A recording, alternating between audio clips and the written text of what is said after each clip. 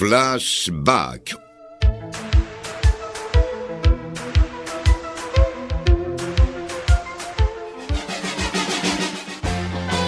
Con la conducción de Agustín Benelli y Silvia Goldman.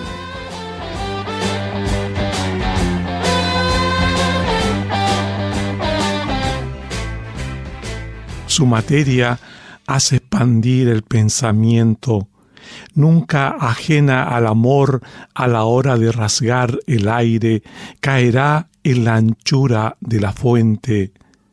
En la superficie del paisaje del auxilio, en su corpórea verdad blanca y reluciente, fluirá en la palabra, el hilo que nunca se corta, tesitura que no se permite una coma de temblor, ni siquiera un punto seguido que le quite al silencio su lugar en la escena.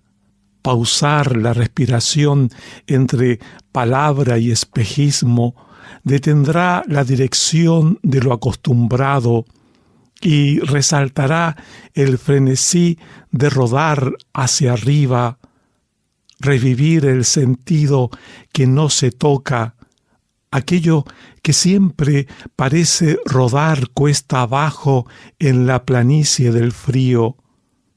La luna, nunca desarraigada de la memoria, alunizará un día donde el tulipán florece y volcará el tintero sin economía para llenarlo todo. Antes de presentar a nuestra invitada en este balcón de la poesía, quiero saludar a Silvia Goldman, que está de regreso en Radio Universidad de Concepción. Hola, Silvia. Hola Agustín, hola a todos, ¿cómo están? Gracias por la espera. Entonces, vamos a darle la bienvenida a Flashback with Education for the World a nuestra invitada, la poeta Teresa Corondi. Saludos, Teresa. Saludos para toda la audiencia y para ustedes. Muchas gracias, Teresa. Bueno, yo para comenzar a presentarte voy a compartir una muy breve semblanza tuya para que los oyentes se hagan como una idea. Teresa cursó el diplomado en apreciación y estudios poéticos por la Poeteca de Caracas. Ha participado en talleres, conferencias, lecturas en festivales en distintos países, inclusive en universidades como la Universidad de Pelotas, la Universidad de Palermo, y ha publicado algunos libros como Bo, La Enunciación en el 2016, Escandinavia 2018, ha participado en antologías, ha publicado otros libros como Par en el 2021, Corre, Rodó porque rodaba, que fue Premio Nacional de Poesía en el 2021, y también es parte de la exhibición poética, la tercera exhibición poética Nancy Bacelo, cuya edición es del 2022. Bueno, Teresa, creo que me toca empezar, así que voy a compartirte una pregunta que también es como una invitación. Me gusta pensar las preguntas de ese modo, y hace muy poco estuve leyendo una entrevista que le hizo Alejandra Pizarnik a Juan Ros, en donde le comentaba, ¿no? Y le comentaba que una vez vio a un niño que le preguntó no sé, me imagino que a su madre o a su padre, ¿a dónde va el tiempo que pasa? Y le preguntó a Juan Ros qué le hubiera respondido a ese niño. Entonces, antes de compartirles a ustedes qué respondió él, me gustaría preguntarte a vos, ¿qué le hubieras respondido a ese niño que pregunta a dónde va el tiempo que pasa? Sí, es súper interesante. También es como una pregunta que da para ahondar, ¿no? Es una cuestión filosófica. Pero rápidamente, pensando en ese niño y para que lo comprendiera, eh, quizá le respondería que el tiempo se mete dentro de cada uno de nosotros, ¿no? Que es el tiempo, el tiempo no es material en definitiva, el tiempo no es una cosa, el tiempo es la duración, ¿verdad?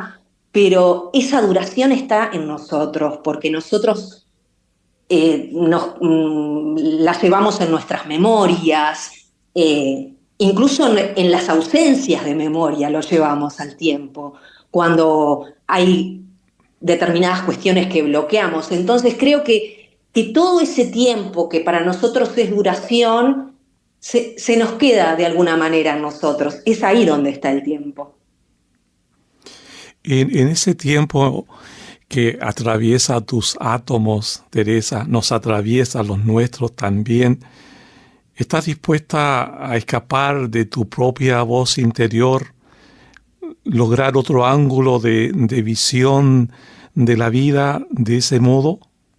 Bueno, yo creo que, a ver, escapar de nosotros mismos puede llegar a ser una ilusión en algún momento, pero es una utopía, es inalcanzable, ¿no? Nosotros no podemos escapar y todo lo que hacemos va a estar siempre teñido de nuestra subjetividad, ¿no? Entonces, sí podemos tener una intención de buscar esa objetividad y muchas veces a través de la escritura uno intenta acercarse a eso, a esas otras voces, pero siempre van a ser voces que van a estar atravesadas por nuestra mirada del mundo, de la realidad y de nuestras experiencias. Es muy difícil salirse de uno mismo, ¿no? En eso somos conscientes. Así que quizá la escritura permita eso, ¿no? Permita como esos vaivenes, entrar y salir siempre dentro de ese eje, dentro de esa carretera que somos nosotros mismos.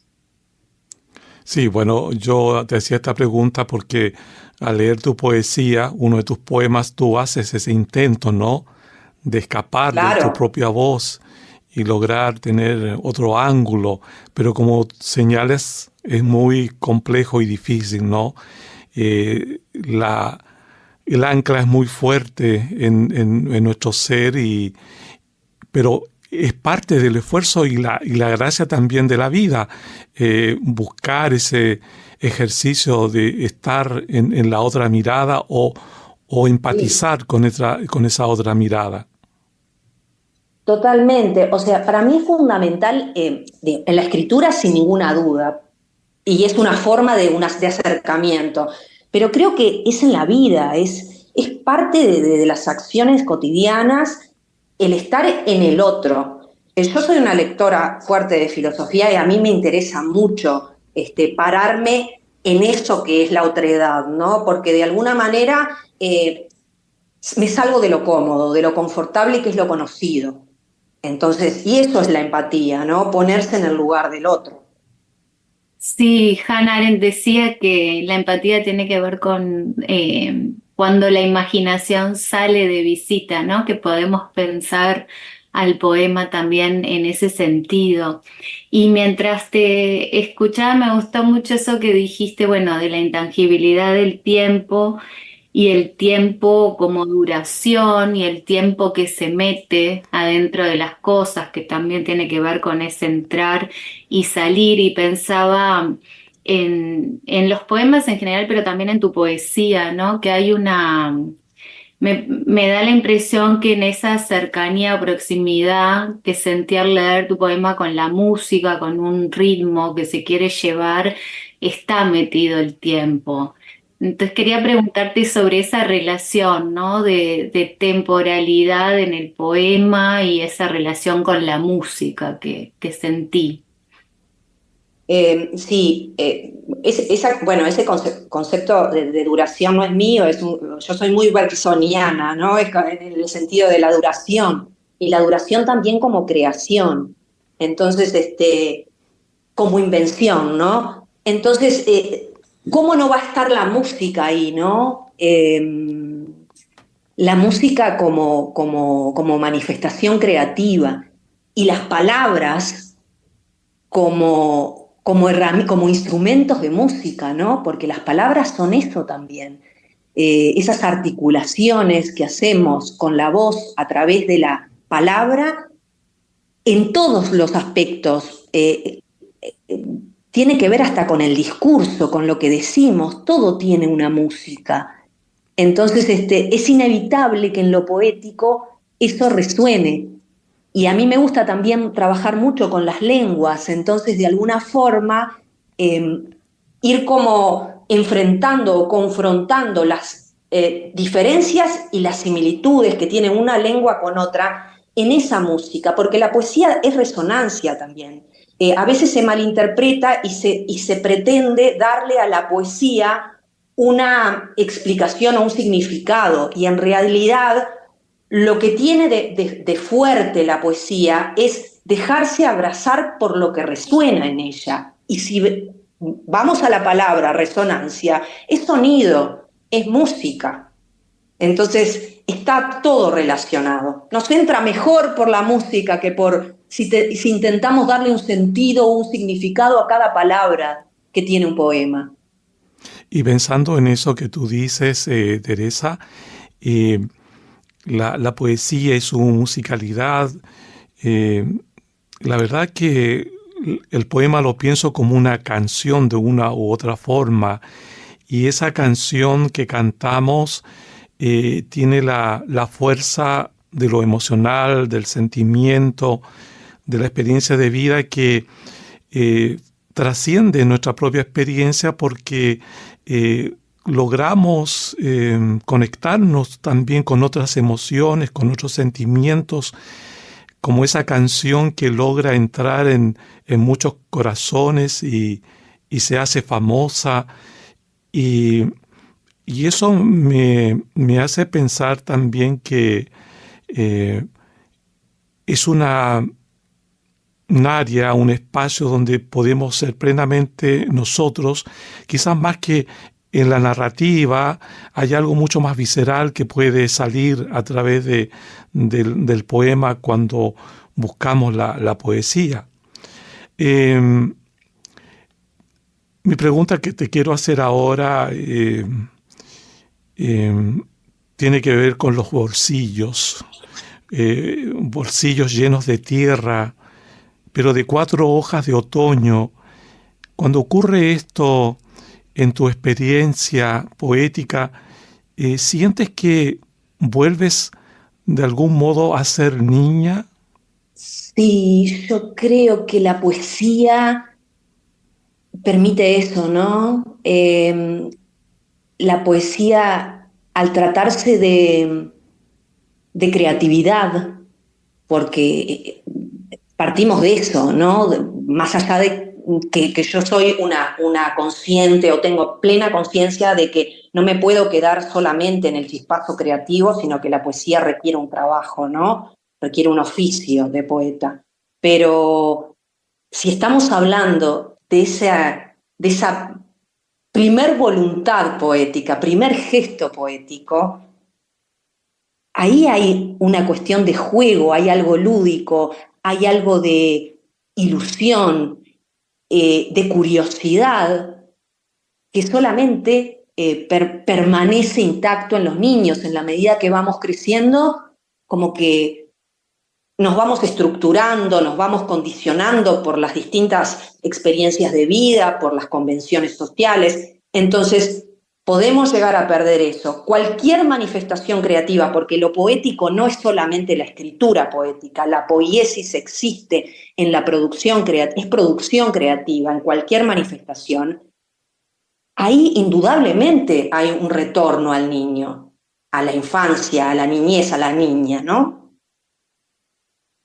Sí, Teresa, mientras te escuchaba, bueno, primero quiero comentarle a la audiencia que soy uruguaya como vos y mientras te leía, bueno, resonó mi propia infancia, ¿no?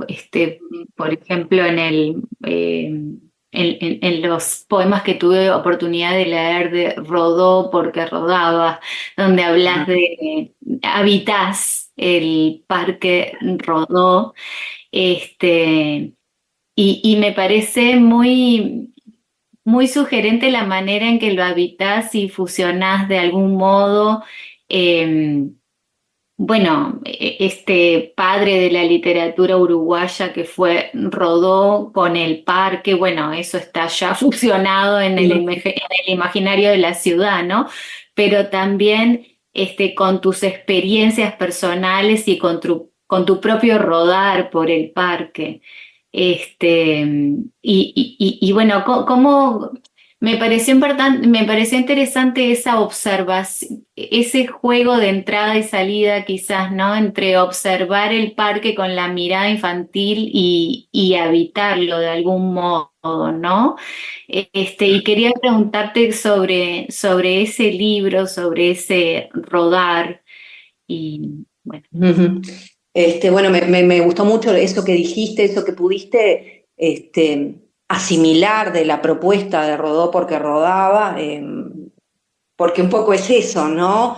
Es transitar entre la experiencia personal dentro de un lugar urbano, pero muy plagado de naturaleza y también de situaciones o de eventos más folclóricos y tradicionales dentro del parque, ¿no? O sea, y el propio parque de juegos que tiene el Parque Rodó, porque el parque tiene desde una feria hasta recitales, hasta museo, ¿no? Un poco para poner a la audiencia en contexto. Entonces, esa entrada y salida de la experiencia personal desde la niñez hasta la adultez, porque también es la puesta de mis hijas o de mi madre, abuela, dentro del parque, en las situaciones que compartió o que en algún momento puede seguir compartiendo con mis hijas en el parque, y también tratar de ponerme en esa observación de otras situaciones que se dan en el parque y que no necesariamente me tienen o nos tienen en ese núcleo de proximidad familiar o de afectos como protagonistas. Entonces, fue como un ejercicio muy lárico a lo Jorge Tellier, ¿no? Fue como el parque me atravesó en el momento en que surgió la pandemia, ¿no? Entonces, creo que me dio esa posibilidad de estar fuera y en un lugar abierto y en un lugar querido cuando todo el mundo se encerraba en sí mismo. Eh, Teresa, yo intuyo en este momento que los auditores quieren escuchar algo especial de ti.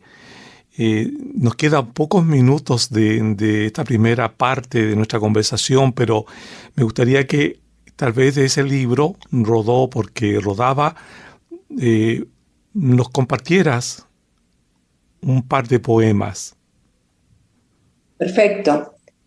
Sí, bueno, voy a leer, creo que son los dos poemas más centrales del libro, que uno es el que da nombre a todo el proyecto, que se llama Rodó porque rodaba.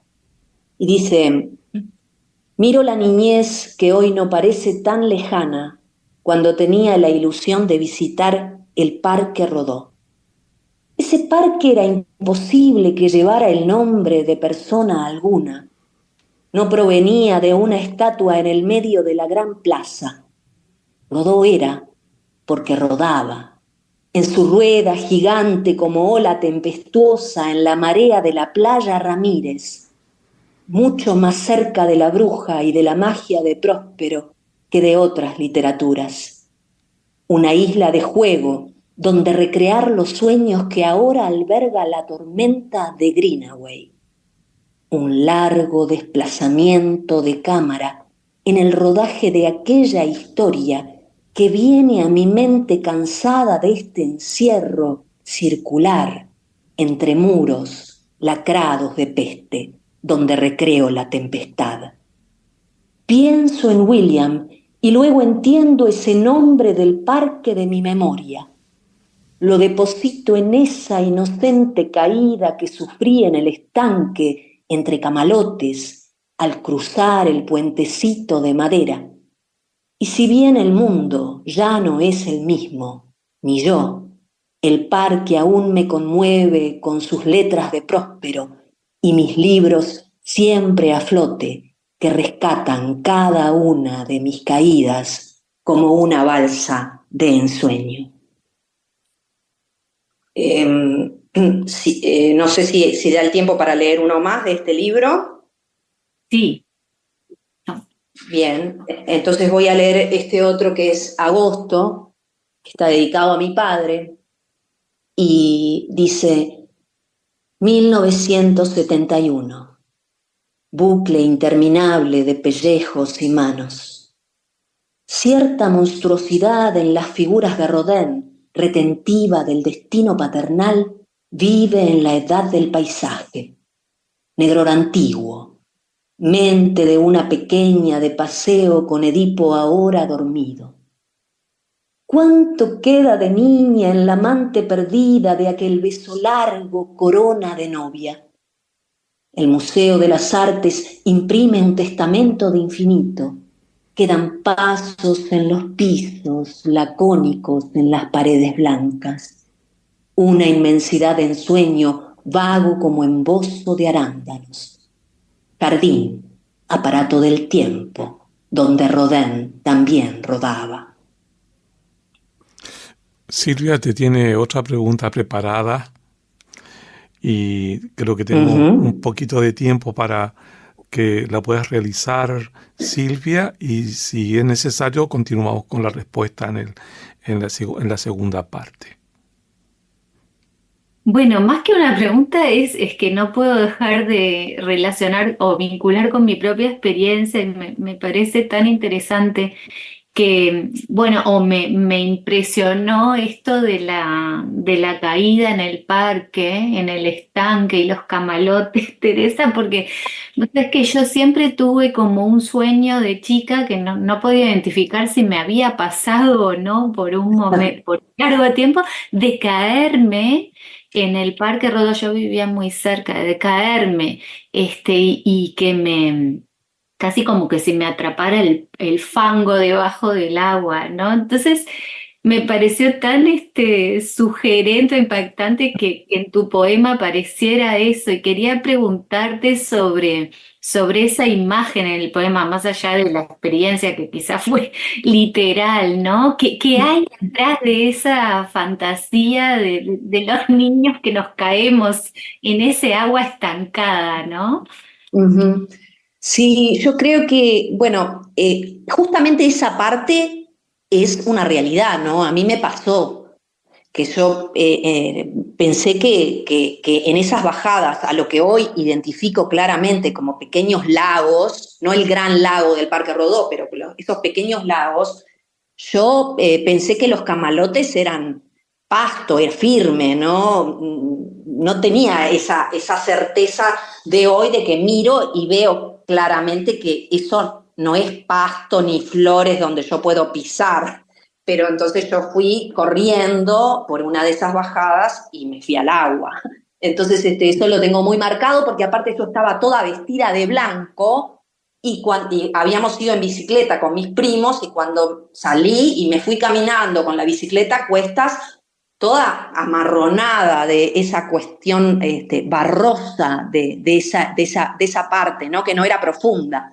Pero yo creo que es natural, porque yo he visto incluso perros caídos en el lago grande del parque y en el libro también hay una instancia donde hay un rescate a un perro. Entonces, creo que es muy natural que en esos lugares que tienen como ciertas peligrosidades, para ponerlo entre comillas, desde lo que es los puentecitos, los muros que se o sea, el parque ya de por sí, más allá de sus juegos mecánicos, tiene sus recovecos, sus lugares como más peligrosos, para ponerlo como mirada de niño, ¿no? Entonces, sí, hay una fantasía. Creo que todos pensamos, bueno, o nos podemos perder en el parque, caernos. Y la poesía es eso, ¿no? Porque la poesía, una vez que nosotros la compartimos, el que escribe, la que escribe, lo comparte, lo pone sobre un papel, incluso aunque no lo haya visto nadie todavía, ya deja de pertenecernos, ¿no? Entra, es el otro o la otra, la persona que se apropia de eso, y ahí empiezan a operar las fantasías personales, ¿no? Las vivencias, y capaz que a ti te pasó que tenías ese sueño, pero a otro le pasa que, bueno, no era eso, pero se cayó en una playa y lo asocia, y empieza a ver como ese diálogo que es la magia de la poesía, ¿no? Que de los otros, de los demás.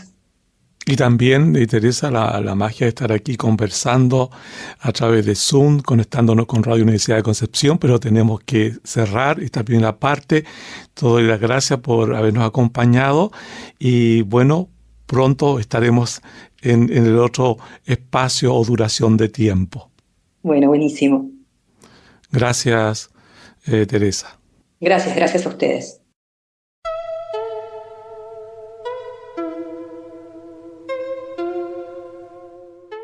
Flashback.